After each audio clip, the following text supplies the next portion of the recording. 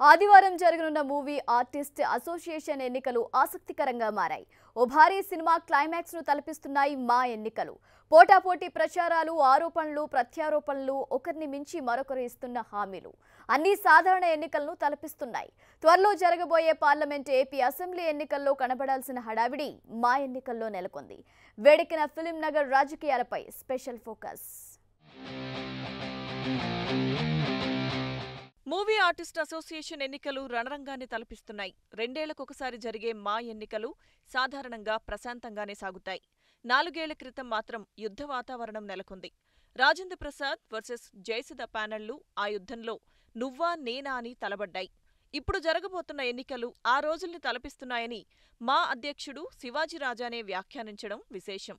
Election ముందు టీవీలకు ఎక్కి చెప్పకూడదని ఈసీలో rule ఉన్నా కూడా వాటిని బ్రేక్ చేసి వెళ్ళి ప్రతి టీవీలోని వెళ్ళి కనిపించేలా చెప్తుంటే మనం ఏమీ చెప్పకపోతే ఇది నిజమనుకుంటారేమో సభ్యులు. ఒకసారి మనం ప్రెస్ మీట్ పెడదామంటే మా బురద జల్లినా సరే మనం స్వచ్ఛంగా ఉంటామని మేమందరం తెల్ల షర్ట్లు వేసుకున్నామండి అందరం.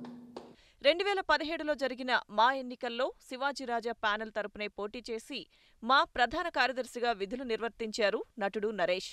అయితే అమెరికాలో జరిగిన చలనచిత్ర రజతోత్సవ వేడుకల్లో అవకతవకలు జరిగాయంటూ గత సెప్టెంబర్లో నరేష్ నేరుగా మా అధ్యక్షుడి మీదే విమర్శలు చేయడం సంచలనం సృష్టించింది. హాయ్ చెప్తే 2 crores వస్తుందన్నారు. అందరూ ఓకే అన్నాం. అందరూ 2 crore రూపీస్. తర్వాత ఎగ్జిక్యూటివ్ సంతకం పెట్టిన తర్వాత, ఆమోదం తెలిపిన తర్వాత మళ్ళీ ఎందుకు మారిందో అది 1 ప్రోగ్రాము 1 crore కింద అని తర్వాత చెప్పారు. చెప్పిన తర్వాత మళ్ళీ పర్సనల్గా 1-to-1 మాట్లాడి ఆమోదం అందరి దగ్గర తీసుకోవడం జరిగింది. కాబట్టి మేము సంతకం పెట్టాం. అమెరికాకు మా ప్రతినిధులు ప్రయాణించిన తీరుతో సహా అనేక విమర్శలు ఎక్కుపెట్టారు నరేష్. నిధుల దుర్వినియోగానికి అధ్యక్షుడే బాధ్యత వహించాలన్నారు. అయితే ఇన్ని విమర్శలు చేసిన ఆయన తిరిగి మీడియా ముందుకు వచ్చి తామంతా ఒక్కటే అని, తనకు శివాజీరాజాకు ఎలాంటి విభేదాలు లేవని చెప్పుకొచ్చారు. ఇప్పుడు తిరిగి అవే పాత విమర్శలతో రంగంలో దిగారు. ప్రజాస్వామ్యబద్ధంగా ఆలోచనలు వేరైనప్పుడు ప్రజల మెంబర్స్ల అభిప్రాయం పట్టి ఎవరు ఉండాలనేది నిర్ణయించుకోండి. గత టర్ము నరేష్ ప్యానెల్ తనపై పోటీకి దిగడంతో ప్రస్తుత అధ్యక్షుడు శివాజీరాజా తీవ్రంగానే స్పందించారు. తన హయాంలో ప్రధాన కార్యదర్శిగా పనిచేసిన నరేష్ మీద ఘాటుగానే స్పందించారు. నరేష్ శాడిస్ట్ అంటూ ఆయన చేసిన దుర్మార్గాలను ఏకరువు పెట్టారు. ఇదిగోండి కారు ఏదో అడ్డొచ్చిందంటే వెనక్కి తీసుకుని మళ్ళీ అలా వస్తున్నారంటండి, ఇదిగో వచ్చేసారండి అంటుంటే 11 అయింది. మా మిస్సెస్ గుడిలో వెయిటింగు, నేను ఆఫీసులో వెయిటింగు. 11 తర్వాత ఒక వ్యక్తి వచ్చి, సార్ ప్రెసిడెంట్ గారు మీరు వెళ్ళిపోండి సార్, అతను రావట్లేదు, నాకు ఫోన్ వచ్చింది. ఏంటన్నాను, చూసావా బర్త్డే పూట ఎలా వెయిట్ చేయించాను, అది మనం పగ పెట్టుకుంటే అలా ఉంటుంది అన్నట్టు, ఇదే పగ. ఇక 2 ప్యానెళ్లు ప్రచారాన్ని హోరెత్తిస్తున్నాయి. నరేష్ తన కుటుంబీకుడు సూపర్ స్టార్ మహేష్ మద్దతుతో పాటు మెగాస్టార్ చిరంజీవి మద్దతు తనకే ఉందని చెప్పారు. చిరంజీవి ప్రత్యేకంగా ఎవరికీ మద్దతు ఇస్తున్నట్టు చెప్పలేదని, పరిస్థితులను అధ్యయనం చేసి ఎవరేం చేశారో పరిశీలించి ఓ నిర్ణయం తీసుకుంటామని మాత్రమే చెప్పారంటూ నరేష్ స్టేట్మెంట్ను సవరిస్తూ మరో ప్రకటన చేశారు జీవిత రాజశేఖర్. ఐఎమ్ రిక్వెస్టింగ్ అది చేయకండి, ఎందుకంటే ఏదో ఇంకొక ప్యానెల్కి చిరంజీవి గారు సపోర్ట్ చేస్తున్నారని, చిరంజీవి గారిని కాదని ధిక్కరించి నరేష్ గారు నిలబడ్డారని, దిస్ ఈజ్ ఆల్ బుల్షిట్ అండి. అట్లాంటిది ఏమీ లేదు.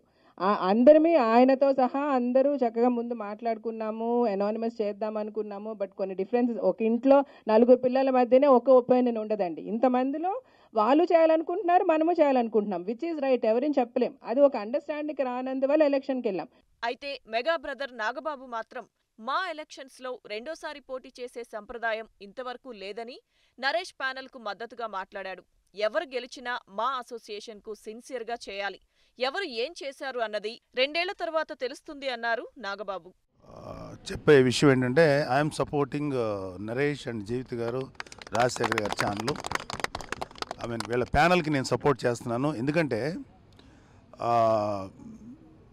ఎప్పుడు కూడా ప్రెసిడెంట్గా ఒకళ్ళే కంటిన్యూగా చేయకూడదని నా ఉద్దేశం. లాస్ట్ టైం కూడా నేను ప్రెసిడెంట్గా చేసినప్పుడు అయితే మళ్ళీ రెండోసారి చేయమంటే నేను ఇంకెప్పుడు చేయను, ఒక్కసారి చేస్తానంతే. ఇక ఎన్నికల తాయిలాల విషయంలో కూడా ఇద్దరు తగ్గడం లేదు. ఒకరిని మించి ఒకరు దూసుకెళ్లిపోతున్నారు. వృద్ధ నటీనటులకు మా తరపున ఇప్పటివరకు ఇస్తున్న పింఛను 6,000కు పెంచుతామని నరేష్ ప్యానెల్ ప్రకటించింది.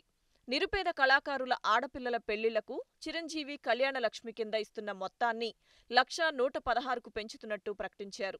మేనిఫెస్టోలో 5,000 పడిందండి. 6,000 రూపాయలు 1,000 రూపీస్ వాళ్ళకి మెడికల్ ఫెసిలిటీస్తో డాక్టర్ విజయనిర్మల చేయూత పథకం, అదేవిధంగా డాక్టర్ చిరంజీవి మా కళ్యాణ పథకం 1,16,000 రూపాయలు. ఏ ఆర్టిస్టులు ఇబ్బందుల్లో ఉన్నా వాళ్ళ పిల్లలకి పెళ్లిళ్ళు అయితే ఆడపిల్లలకి 1,16,000 రూపాయలు డాక్టర్ చిరంజీవి గారు మా కళ్యాణ పథకం ద్వారా ఇది టిఆర్ఎస్ ప్రభుత్వం ఇన్స్పిరేషన్తో తీసుకుని పెట్టింది. దీనికి పోటీగా శివాజీ రాజా వృద్ధ నటీనటుల పింఛన్ను 7,500కు పెంచుతామన్నారు. అక్కడితో ఆగలేదు. తనను గెలిపిస్తే 50 మంది నిరుపేద కళాకారులకు సంవత్సరానికి 6 మాసాల పాటు నిత్యావసర వస్తువులు ఉచితంగా అందజేస్తామన్నారు. మరి ఇంత హోరాహోరీగా సాగుతున్న పోటీలో చిరంజీవి, నాగార్జున, వెంకటేష్, ఎన్టీఆర్, చరణ్, ప్రభాస్, మహేష్ బాబు లాంటి బడా స్టార్స్ ఏ గట్టునుంటారో అనే విషయంలో ఎవరి లెక్కలు వారు చెప్తున్నారు. దీంతో మూవీ ఆర్టిస్టులు మా ఎన్నికల్లో ఏ ప్యానెల్కు పట్టం కడతారు అనేది ఉత్కంఠగా మారింది.